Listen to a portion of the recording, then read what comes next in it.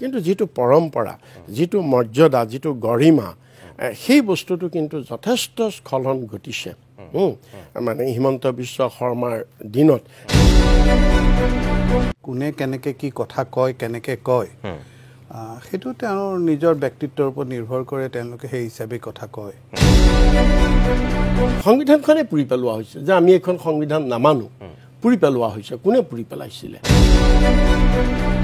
ধৰ্ম নিৰপেক্ষতা আৰু সমাজবাদী চিন্তাধাৰাৰ কথা আনিবৰ কাৰণে আমাক এমাৰ্জেঞ্চি লাগে নেকি যে ইণ্ডিয়াৰ ভিতৰত আটাইতকৈ কৰাপ্ট মিনিষ্টাৰ হৈছে অসমৰ হিমন্ত বিশ্ব শৰ্মা আপুনি হিমন্ত বিশ্ব শৰ্মাৰ কথা কৈ আছে হিমন্ত বিশ্ব শৰ্মাৰ কোনটো কেছ উইথড্ৰ কৰা হৈছে দৰ্শকসকল নমস্কাৰ আজি পুনৰ অন্য এটা ৰিয়েকশ্যন ভিডিঅ'ৰ মাজলৈ আপোনালোকক স্বাগতম জনাইছোঁ আজি মই লৈ আহিছোঁ যোৱাকালি প্ৰতিদিন টাইমৰ অভিমত অনুষ্ঠানত নিতুমণি শইকীয়াই ৰিপুণ বৰা আৰু সিদ্ধাৰ্থ ভট্টাচাৰ্যৰ মাজত এখন যুঁজ লগাই দিছিলে সেই যুঁজৰ কিছু সম্পাদিত ৰূপ আপোনালোকৰ বাবে মই লৈ আহিছোঁ আহক প্ৰথমতে ভিডিঅ'টো চাই লওঁ তাৰপিছত আমি আকৌ কথা পাতিম মই ৰিপুণ বৰা ডাঙৰীয়া মই আপোনাৰ কাষলৈ আহিছোঁ এতিয়া সামগ্ৰিকভাৱে মই আপোনাক যদি সোধোঁ যে অসমৰ ৰাজনীতি ঠিকে আছেনে ঠিক গতিত গৈ আছেনে প্ৰথমতে সিদ্ধাৰ্থ ভট্টাচাৰ্য মই তেখেতক কওঁ তেখেতো বিজেপিৰ সভাপতি আছিলে আৰু তেখেতেই হিমন্ত বিশ্বক জইন কৰাইছে একদম হয় আমাৰ কংগ্ৰেছত আছিলে সেইটোতো এটা দলৰ দায়িত্ব এজন যিমান পাৰে মানুহ আনিব লাগে বা পটেঞ্চিয়েল মানুহ পাৰ্টিলৈ আনিব লাগে সভাপতিৰ দায়িত্ব আজি কি নহওক তেখেতো সভাপতি আছিলে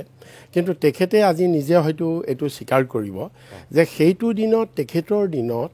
যে গণতন্ত্ৰৰ বা আমাৰ ৰাজনৈতিক দলবিলাকৰ যিটো ধৰণৰ মানে আমাৰ ষ্টেণ্ডাৰ্ড বা যিটো ধৰণৰ মানসিকতা বিৰোধী দলৰ প্ৰতি গণতন্ত্ৰত যিটো ধৰণৰ এটা সন্মান তেতিয়া আমি কংগ্ৰেছৰ চৰকাৰত আছিলোঁ আমি তৰুণ গগৈ ডাঙৰ তেতিয়া আমি বিজেপি আমাৰ বিৰোধী দল আছিলে কিন্তু আমি কোনোদিন বিজেপিক আমি তেওঁলোকৰ নীতি পলিচিৰ ওপৰত আমি কৈছিলোঁ কিন্তু কোনোদিন পাৰ্চনেলি বা কোনো ধৰণৰ এনেকুৱা অশালীন আৰু যিবিলাক মানে বিলো ষ্টেণ্ডাৰ্ড কথা আমি কোনোদিন বাক্যমান আমি বিজেপিৰ প্ৰতি কৰা নাছিলোঁ আৰু মোৰ মনত আছে সিদ্ধাৰ্থ ভট্টাচাৰ্য সভাপতি থাকোঁতেও তেওঁ কিন্তু কোনোদিন যেতিয়া আমি বিৰোধীত আছিলোঁ তেওঁ কিন্তু কোনোদিন তেনেকুৱা ধৰণৰ কথা কোৱা নাছিল আচ্ছা যি নহওক এতিয়া কিন্তু আমাৰ ডক্টৰ হিমন্ত বিশ্ব শৰ্মা অহাৰ পিছত ন' ডাউট তেওঁ এজন ডক্টৰেট ডিগ্ৰী লৈছে যেতিয়া যথেষ্ট কোৱালিফাইড মানুহ কিন্তু তেওঁ এই ৰাজনীতিত যি ধৰণৰ মানদণ্ড বা বিৰোধী দল চৰকাৰত থকা নথকাটো এইটো এটা ক্ষণস্থায়ী কথা এইটোতো আৰু থাকিবই আজি এটা দল কালি এটা দল সেইটো লৈ কথা নহয় কিন্তু যিটো পৰম্পৰা যিটো মৰ্যাদা যিটো গৰিমা সেই বস্তুটো কিন্তু যথেষ্ট স্খলন ঘটিছে মানে হিমন্ত বিশ্ব শৰ্মাৰ দিনত তেওঁ মূল্যবোধৰ যিটো ৰাজনীতি সন্মানৰ যিটো ৰাজনীতি সেইটো কিন্তু তেওঁ নাই কৰা তেওঁ প্ৰতিশোধৰ ৰাজনীতি কৰিছে আৰু অহংকাৰৰ ৰাজনীতি কৰিছে এইটো হৈছে এটা মানে মই শেহতীয়া ধাৰা আমাৰ সিদ্ধাৰ্থ ভট্টাচাৰ্য ডাঙৰীয়া মই আপোনাৰ কাষলৈ আহিছোঁ যতদূৰ সম্ভৱ চাগে আপোনালোক দুয়োগৰাকী প্ৰথমবাৰৰ কাৰণে অসমৰ এটা টেলিভিশ্যন চেনেলত এনেকৈ মুখামুখি হৈছে চাগে অকলে দুজন প্ৰাক্তন শিক্ষামন্ত্ৰী দুগৰাকী প্ৰাক্তন সভাপতি হিচাপে আৰু অত্যন্ত দুয়োগৰাকী ভদ্ৰ ব্যক্তি ৰাজনীতিত শালীনতা ৰক্ষা কৰি আপোনালোকে কথা কোৱা মানুহ ৰিপুণ বৰা ডাঙৰীয়া আপোনাৰ সন্মুখতেই কথাটো কৈছে সেইটো আমিও মন কৰোঁ যে তেখেতৰ এটা দীঘলীয়া চাকৰি জীৱনৰ অভিজ্ঞতা আছিল তাৰপিছত তেখেত ৰাজনীতিলৈ আহিছিল আপুনি অধিবক্তা আছিল আপোনাৰ স্বয়ং দেউতাৰ এটা অসমৰ সমাজ জীৱনত ৰাজনীতিত সুকীয়া পৰিচয় আছিল গৌৰী শংকৰ ভট্টাচাৰ্যৰ আপুনি পুতেক হিচাপে আৰু তাৰপিছত আপুনি এতিয়া এজন বিধায়ক আপুনিও প্ৰাক্তন শিক্ষামন্ত্ৰী তেখেতো প্ৰাক্তন শিক্ষামন্ত্ৰী আজি অকণমান বেলেগ ধৰণে আপোনাক মই সঁচাকৈ সুধিছোঁ যে ৰাজনীতিটো আপুনি আপোনাৰ দেউতাৰ দিনত দেখিছে আপোনাৰ দিনতো দেখিছে আপুনি নিজে মন্ত্ৰী আছিল এতিয়া ঠিক গতিত গৈ আছেনে বাৰু এতিয়া প্ৰথমে মই কওঁ সকলোৰে নিজস্ব বাকভংগী থাকে কোনে কেনেকৈ কি কথা কয় কেনেকৈ কয় সেইটো তেওঁৰ নিজৰ ব্যক্তিত্বৰ ওপৰত নিৰ্ভৰ কৰে তেওঁলোকে সেই হিচাপে কথা কয় it's part and parcel of political life আপুনি মানে সাধাৰণভাৱে লয় এটা অসাধাৰণভাৱে ল'বলগীয়া কি কথা আছে অসাধাৰণভাৱে ল'বলগীয়া কি কথা আছে আমাৰ গুৱাহাটীতে উজান বজাৰৰ যিখিনি মানুহ আছে তেওঁলোকে ডেকা ল'ৰাবিলাকে তেওঁলোকে এটা নিজস্বভাৱে কথা পাতে যিখিনি এটা এটা নিজস্বতা আছে তেওঁলোকৰ মাজতে কথা বতৰা আপুনিও জানে আপুনি বহুত দিন গুৱাহাটীত থাকিলে ঠিক তেনেকৈ ধৰি লওক হেদায়তপুৰৰ যিখিনি মানুহ তেওঁলোকৰ এটা কথা বতৰা এটা মানে কথা কোৱাৰ ষ্টাইল এটা আছে গতিকে সকলোৱে নিজৰ নিজৰ কথা বতৰাবিলাক তেওঁৰ নিজস্বতাৰে সৈতে প্ৰকাশ কৰে তেখেতে প্ৰকাশ কৰিব খুজিছে এফেক্টিভলি মানুহক কৈছে বা মানুহৰ মাজত তেওঁ যিটো ক'ব বিচাৰিছে সেই কথাটো মানুহৰ মাজলৈ লৈ যাবৰ বাবে তেখেতে সেইটো ভাষা ব্যৱহাৰ কৰিছে এইটো তেখেতৰ ওপৰত নিৰ্ভৰ কৰে আৰু মই এতিয়া আপোনালোক দুজনক এইটোহে সুধিব বিচাৰিছোঁ যে হয় আজি পাৱাৰ পলিটিক্স তুংগত মানে ৰাজনীতি কৰিলে সকলোকে ক্ষমতা লাগিব যিটো ৰিপুন বৰা ডাঙৰীয়াই কৈছে কিন্তু ক্ষমতাৰ নামত অকল ক্ষমতা বা অকল ৰাজনীতি কৰা মানে অকল পাৱাৰ কেন্দ্ৰিক যিটো মানসিকতা তাৰ কাৰণে সৰ্বোচ্চ নীতি আদৰ্শ বুলি একো নাথাকিব বা মই আজি কোৱা কথা এটা কাইলৈ ৰাজনীতিত যে হঠাৎ সলনি হৈ যায় বা এইটো আমি মানুহক ভোট আদায়ৰ কাৰণেহে কৈছিলোঁ এইটোতো নহয় সম্ভৱ মানে তেনেকুৱা এটা দিন এতিয়া তেনেই সুলভ হৈ গ'ল নেকি তাৰমানে ৰিপুন বৰা ডাঙৰীয়া যে যিটো আগতেতো সেইটো নাছিল এতিয়াৰ প্ৰজন্মৰ কাৰণে এইবোৰ কি আদৰ্শ তাৰমানে নাই আপুনি প্ৰশ্নটো ঠিকেই উত্থাপন কৰিছে মই খালি সিদ্ধাৰ্থ ভট্টাচাৰ্যৰ এটা কথাত মই জাষ্ট সংযোগ কৰিব খুজিছোঁ মোৰ দৃষ্টিভংগীটো এতিয়া ধৰক মই হিমন্ত বিশ্ব শৰ্মাৰ এইটো তেখেতে ঠিকেই কৈছে প্ৰত্যেকৰ নিজৰ এটা বাকভংগিমা আছে যেতিয়া 16 চনত যেতিয়া সোণোৱাল ডাঙৰীয়া মুখ্যমন্ত্ৰী হ'ল সেই 5 বছৰ তৰুণ গগৈ ডাঙৰীয়া যেতিয়া আপোনাৰ তেতিয়া তেওঁ আমাৰ বিধায়ক হৈ আছিলে তেতিয়া এইগৰাকী তৰুণ গগৈ হিমন্ত বিশ্ব শৰ্মাই কেনেকুৱাকৈ বিধানসভাত এই আপুনি এনেকৈ নক'ব কোন কি কাক কৈছে আপুনি তুমি বহক আপুনি মানে যি ধৰণৰ এটা মানে অভদ্ৰ আচৰণ কৰিছে সেইটোৱে মানে কিন্তু সেইটোৱে শোভা নাপায় সেইটোৱে হয়তো সেই মুহূৰ্তৰ কাৰণে তেওঁ কিবা এটা TRP পাব পাৰে কিন্তু সেইটোৱে গোটেই ৰাজনীতিৰ পৰম্পৰাটো বা শিষ্টাচাৰটো সেইটোৱে কিন্তু সাংঘাতিক ধৰণৰ কালিমা আনে এতিয়া প্ৰথম আপোনাৰ কথাটোলৈ ঘূৰি আহিছোঁ কোনে কিমান সংবিধানক সন্মান কৰিছে নাই কৰা সেইটো কথাৰে নহয় সেইটো কামেৰে হয় যেনেকৈ আজি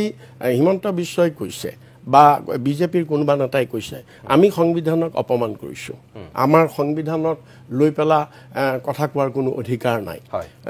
আমাৰো আছে নহয় তেনেকৈ ক'বলৈ যুক্তি আমাৰো আছে কাৰণ যদি আমি কওঁ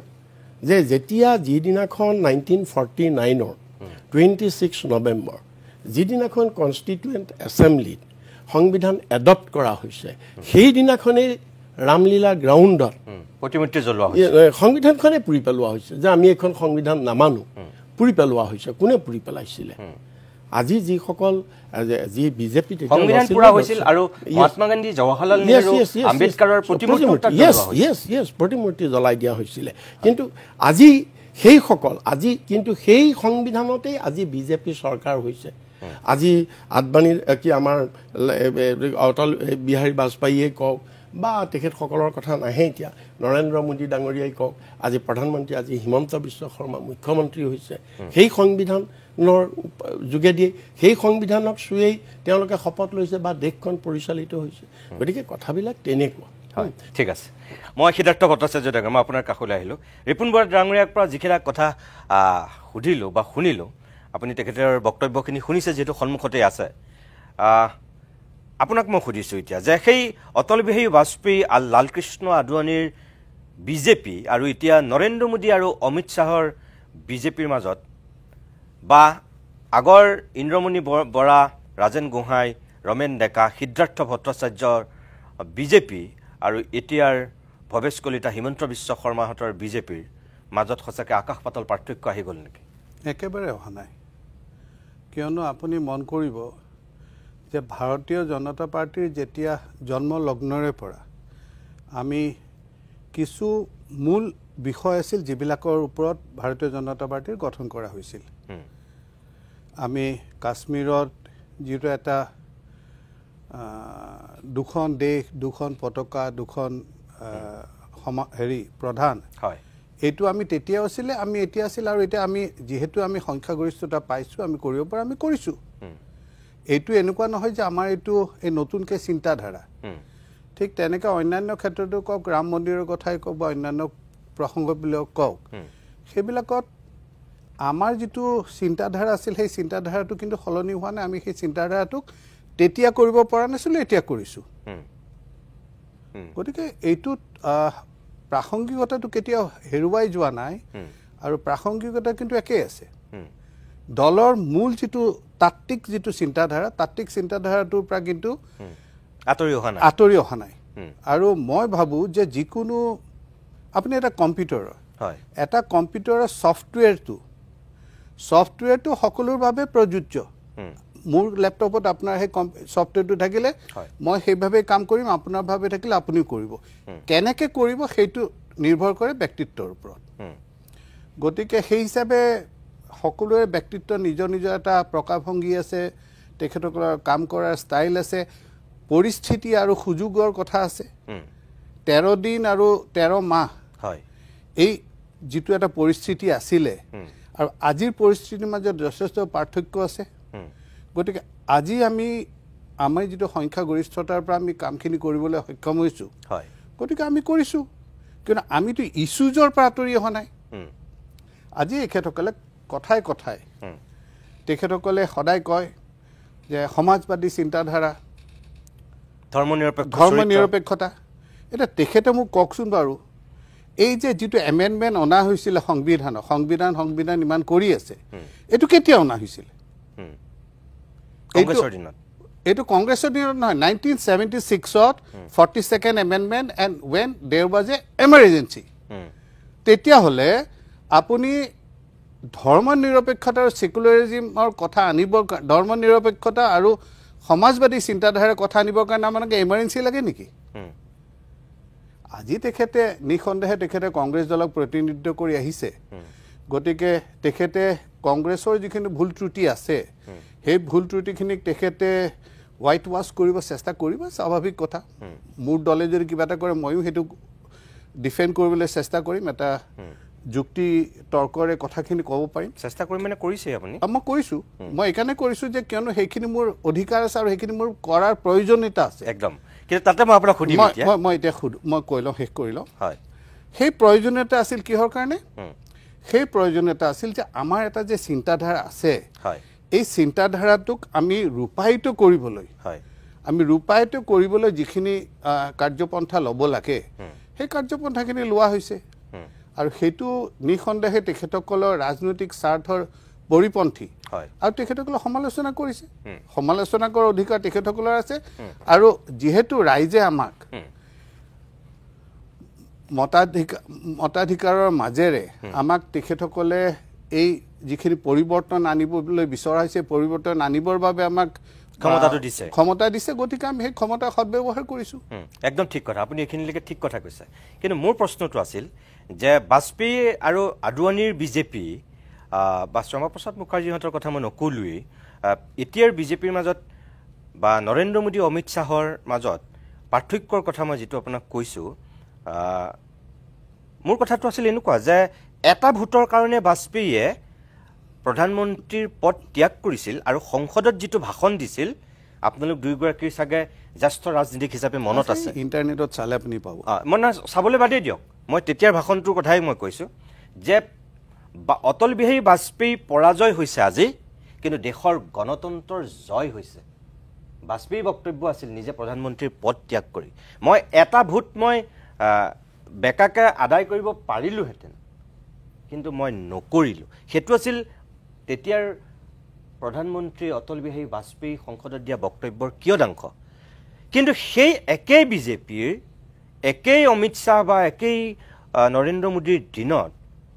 আজি আমি দেখিছোঁ যে কেনেকৈ বেলেগৰ চৰকাৰ ভাঙি টুকুৰা টুকুৰ কৰিছে, কেনেকৈ তাত কোনোবা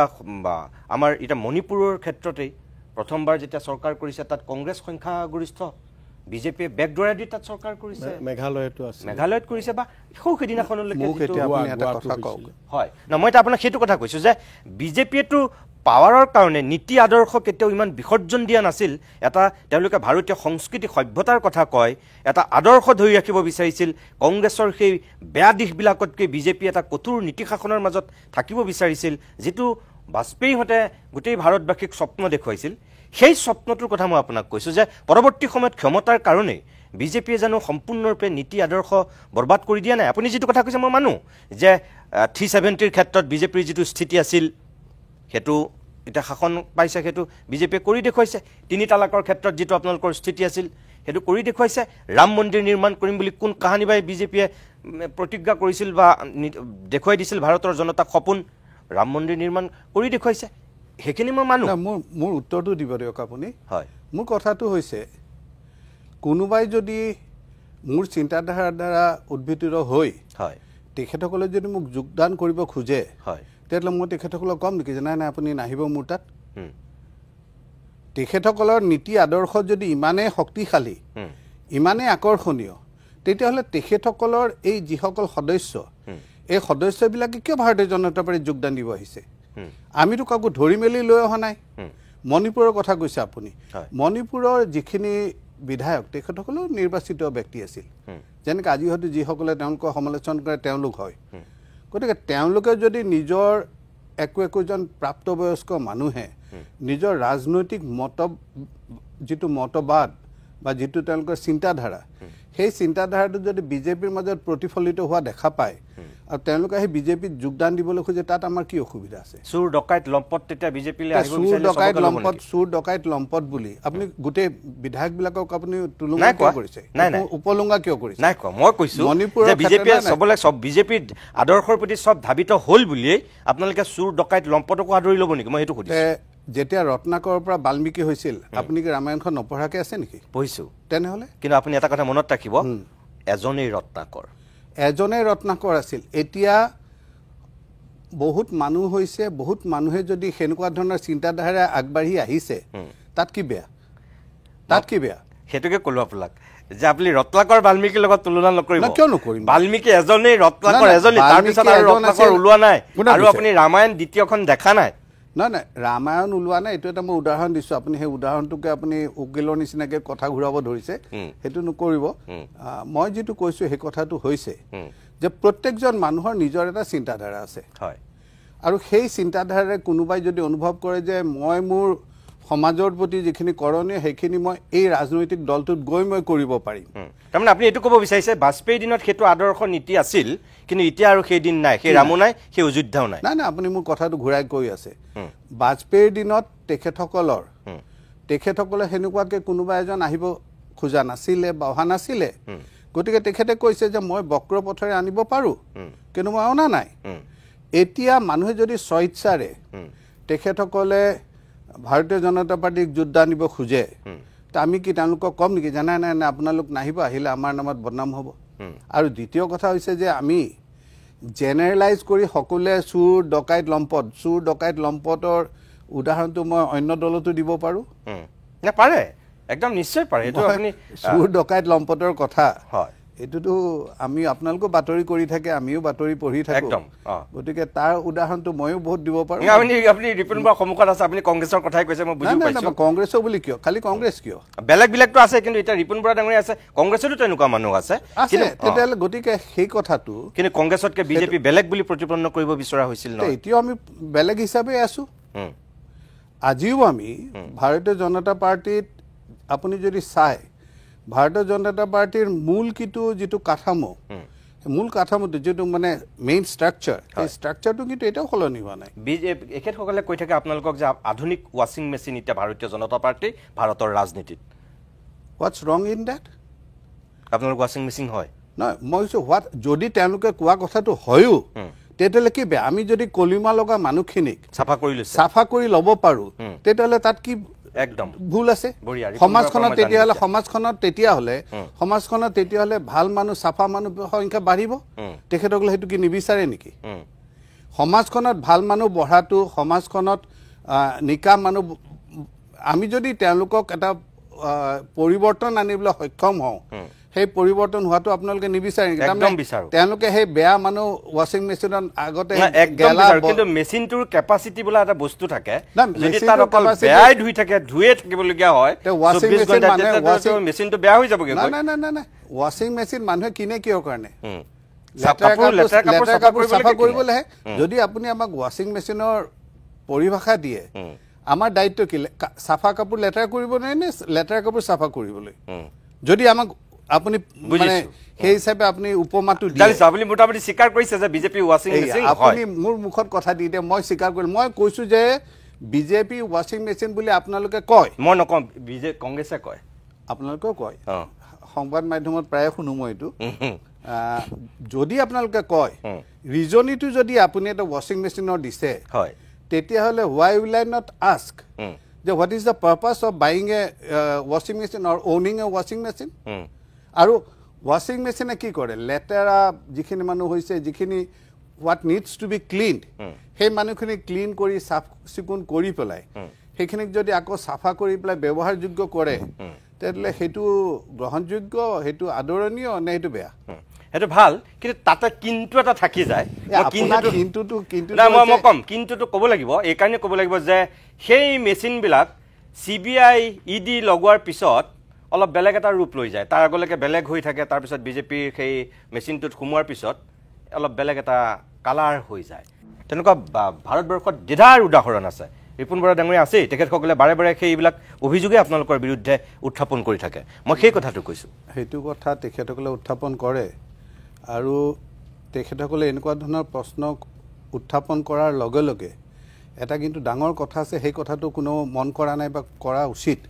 সেইটো হৈছে ভাৰতবৰ্ষৰ ন্যায়িক যি ব্যৱস্থা, এই ন্যায়িক ব্যৱস্থাক কিন্তু তেখেতসকলে উপলংঘা কৰাৰ লেখীয়া কথাটো হৈছে। যিকোনো এজন ব্যক্তিৰ বিপক্ষে কোনোবা এটা এনেকুৱা অনুসন্ধানকাৰী সংস্থাই যদি কিবা পদক্ষেপ লয়, সেই পদক্ষেপটো পৰৱৰ্তী সময়ত যেতিয়া কোৰ্টত যায়, কোৰ্টত বেইলৰ কাৰণে যায় বা অন্যান্য ক্ষেত্ৰত যায়,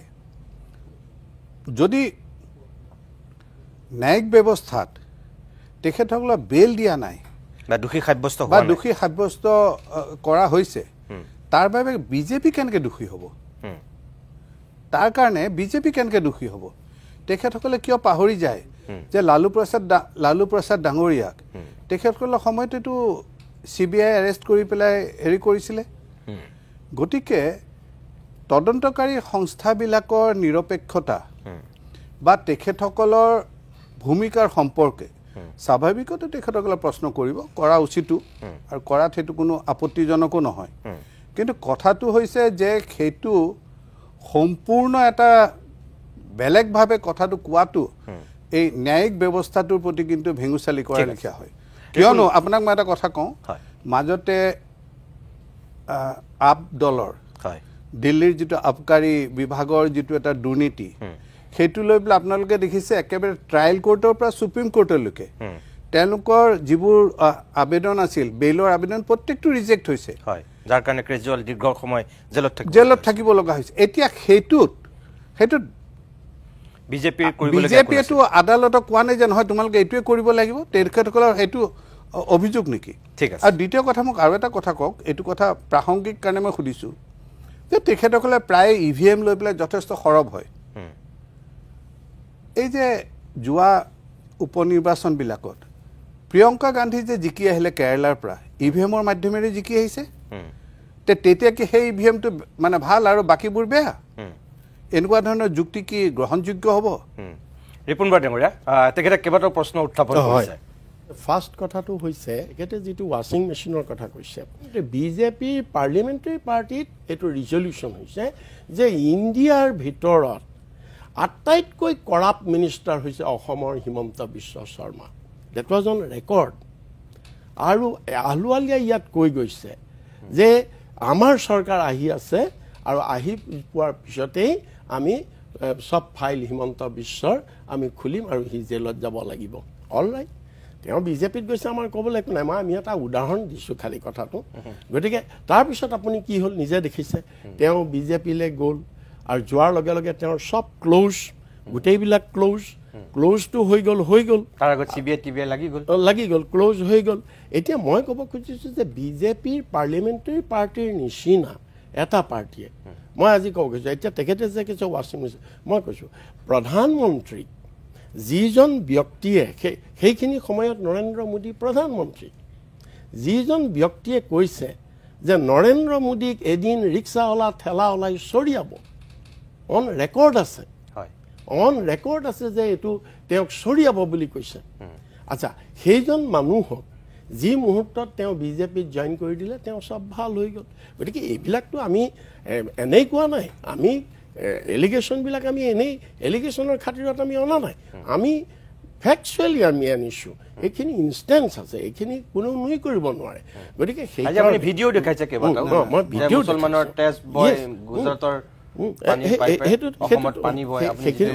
সেইটোতো আছেই না সেইটোতো আছেই আপুনি দিব তেখেতৰ যিখিনি প্ৰত্যুত্তৰ আপুনি দিয়ক প্ৰথমতে তেখেতে কিছু ভিডিঅ' ক্লিপিং দেখাইছে কিছুমান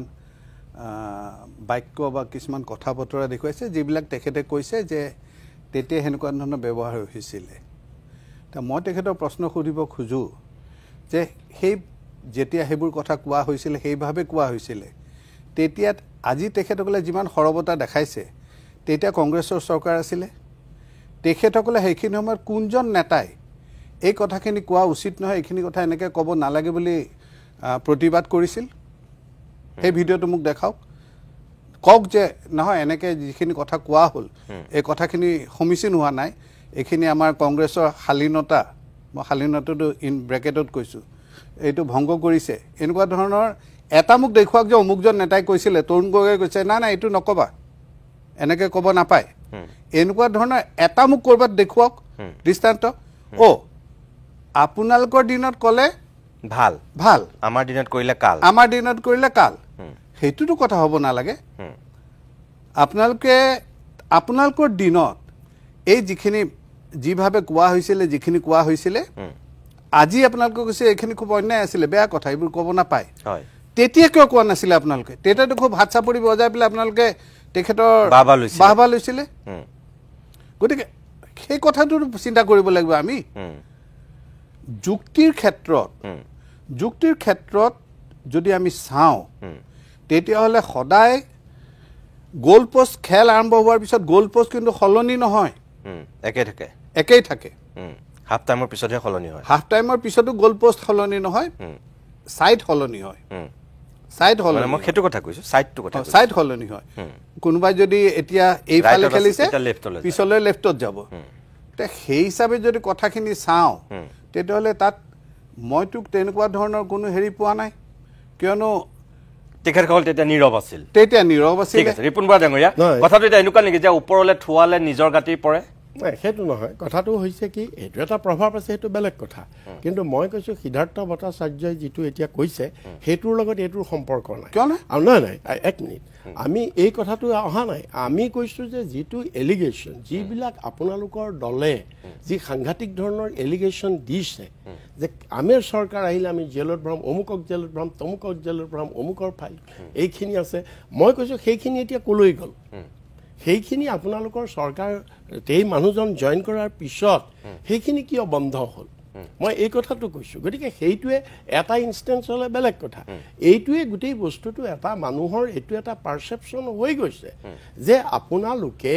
machinery ED CBI machinery misuse কৰিছে এগেইনষ্ট অপজিশ্যন নিজৰ পলিটিকেল গেইনৰ কাৰণে আপোনালোকে মিছ ইউজ কৰিছে এইটো আপুনি অস্বীকাৰ কৰিব পাৰে য়েছ ভাৰতবৰ্ষৰ মানুহে এইটো কেতিয়াও অস্বীকাৰ নকৰে একদম শেষ বাক্য মই খালি এটা কথাই কওঁ তেখেতে বাৰম্বাৰ কৈছে কোন ব্যক্তিৰ ক্ষেত্ৰত কোনটো কেছ উঠুৱাইছে এটা মোক জাষ্ট ফেক্ট কওক যে অমুকটো কেছ অমুকৰ আছে আপুনি হিমন্ত বিশ্ব শৰ্মাৰ কথা কৈ আছে হিমন্ত বিশ্ব শৰ্মাৰ কোনটো কেছ উইথড্ৰ কৰা হৈছে এটাটো ক'ব নহয় যে কেছ নাম্বাৰ অমুকটো আছিলে এই অমুক নম্বৰ কেছটো উইথড্ৰ কৰা হৈছে কোনটো কেছ উইথড্ৰ কৰা হৈছে সেইটোতো কওক আপোনালোকে উইথড্ৰ কৰিছে বুলি কৈ থাকিলে নহ'ব নহয় আপোনালোকে যদি ইমান আপোনাৰ গভীৰতালৈ গৈছে আপোনালোকে ডেফিনেটলি জানে যে অমুক নম্বৰ কেছটো তেখেতক অভিযুক্ত কৰা হৈছিল এতিয়া তেখেতৰ এগেইনষ্টে উইথড্ৰ কৰা হ'ল আপোনালোকে কিবিলাক কৈছে আপোনালোকে কৈছে সেইটো শ্ল' প্ৰচেছত গৈছে আৰু শ্ল' প্ৰচেছত যোৱা এইবিলাক কথা সেইটো চৰকাৰে সিদ্ধান্ত নলয় সেইটো ন্যায়িক ব্যৱস্থাৰ মাজেৰে হয় গতিকে কোনটো কেছ উইথড্ৰ কৰা হৈছে মোক অইন নালাগে হিমন্ত বিশ্ব শৰ্মাৰ এগেইনষ্টে কোনটো কেছ ইডিয়ে উইথড্ৰ কৰিছে নাই ইয়াত কেছ উইথড্ৰ কৰা নাই যদি কেছ চলা নাই কিয় ন্যায়িক ব্যৱস্থাত তাৰমানে আপোনালোকে ক'ব খুজিছে যে ন্যায়িক ব্যৱস্থা ভাৰতবৰ্ষৰ সঠিক নহয় দৰ্শকসকল দুয়োগৰাকী যথেষ্ট নম্ৰ আৰু ভদ্ৰ নেতা জ্যেষ্ঠ নেতা তেওঁলোকে নিজৰ নিজৰ যুক্তিবোৰ আত্মপক্ষ সমৰ্থন কৰি খুব ভদ্ৰভাৱে উপস্থাপন কৰিছে তৰুণ যিসকল এনালাইচিষ্ট আহে মাজে মাজে পেনেলিষ্ট আহে তেওঁলোকৰ মাজত আমি খুব এটা উচ্ছৃংখল কথা বাৰ্তা আমি দেখিবলৈ পাওঁ সেইবিলাকে আমাক যথেষ্ট বিৰক্ত কৰে বিতুষ্ট কৰে কিন্তু এনেধৰণৰ গাম্ভীৰ্যপূৰ্ণভাৱেও যে যুক্তিতৰ্ক ইজনে সিজনৰ ওপৰত অভিযোগ প্ৰতি অভিযোগ কৰিব পাৰি সেই কথা কিছুমানে এওঁলোকৰ পৰাই শিকা উচিত বুলি মই ভাবোঁ বাকী আপোনালোকৰ অভিমত কমেণ্ট বক্সলৈ গৈ কমেণ্ট কৰি প্ৰকাশ কৰক আজিলৈ এৰিছোঁ পুনৰ অন্য এটা ৰিয়েকশ্যন ভিডিঅ'লৈ আপোনালোকৰ মাজলৈ আকৌ আহিম ভালে থাকক কুশলে থাকক ধন্যবাদ